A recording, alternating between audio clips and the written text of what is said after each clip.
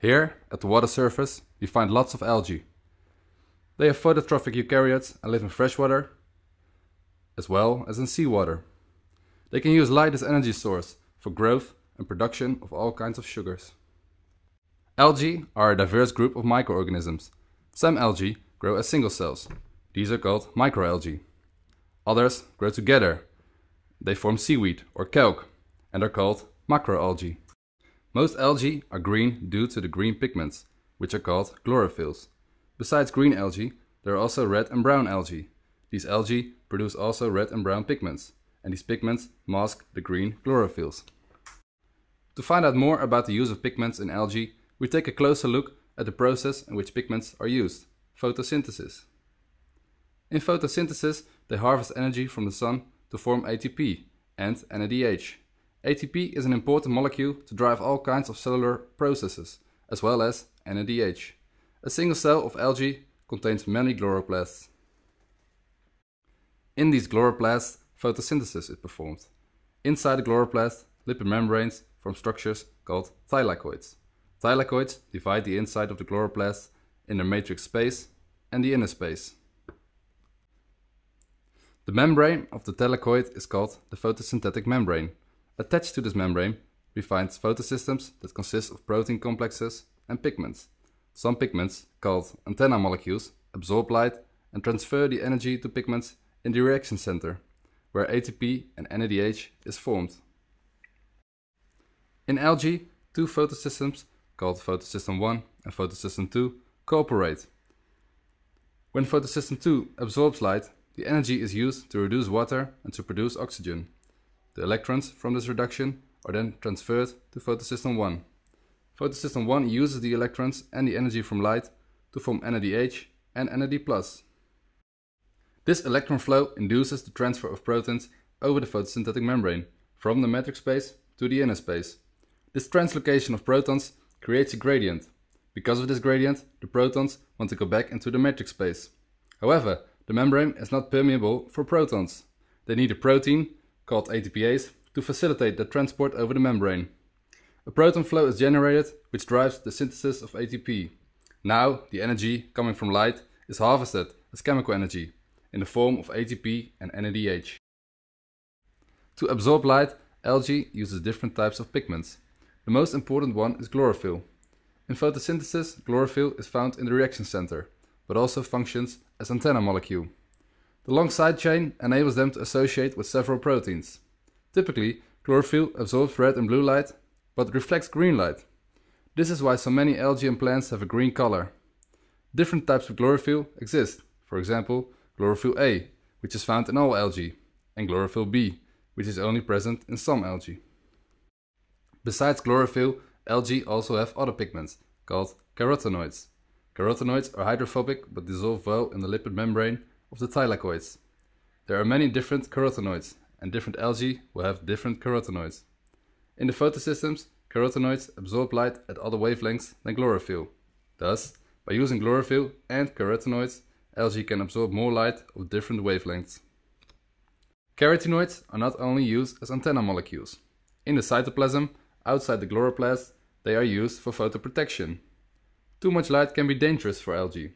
Some wavelengths of light catalyze reactions that produce toxic compounds.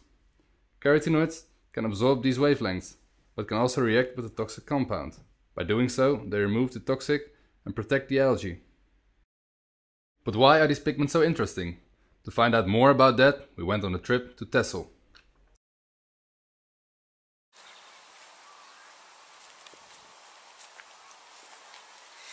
Nowadays, the use of algae in commercial applications is enormous. They are used as fertilizer in agriculture, they are used as biofuels, but besides the use of these bulk products, more and more people claim algae are also good for human health. For instance, they can increase longevity, they can have anti-cancer effects, they can repair skin aging, they have very high nutritious values, and above all, they're low in fat.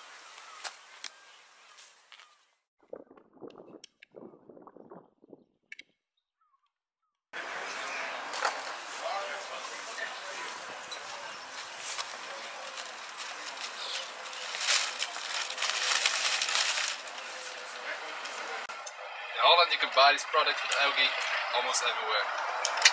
Let's see what it is.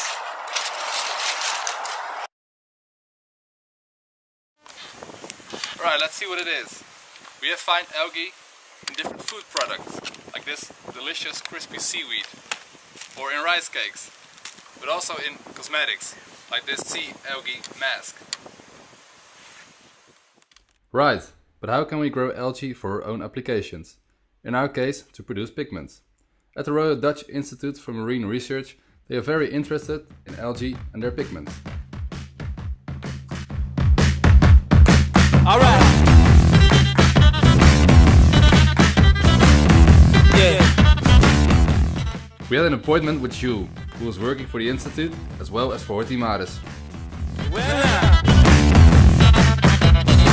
I must admit, I can't explain any of these thoughts racing through my brain. It's true. Baby, I'm howling for you. My research here at the NIOS is focused on optimizing the production of natural pigments in microalgae. Microalgae are also known as seaweeds.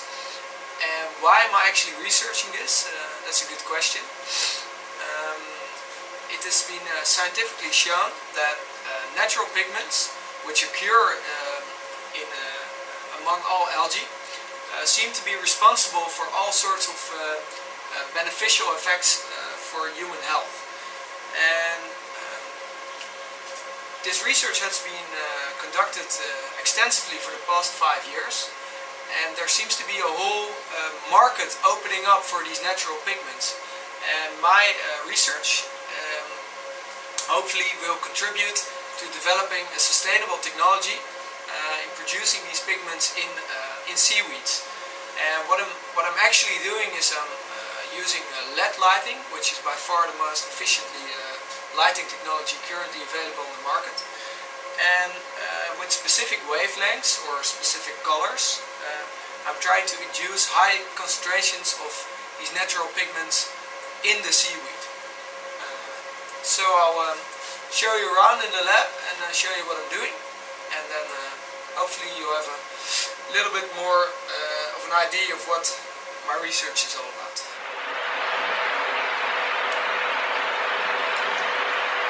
So this is where we cultivate our seaweeds under controlled conditions. And actually they are quite simple creatures, for they require only light, which we supply them here with TO. They require a certain temperature, which is around 10 degrees, and that's the actual temperature here in this climate room. They need some nutrients, which are in the seawater. They require CO2, of course, for photosynthesis, which is dissolved in the seawater. And another thing which is quite important is they need a certain amount of water movement, or else they will deteriorate. So when the technology my research is contributing to will be fully developed, we'll be able to produce pigments on an industrial scale with these kinds of seaweeds.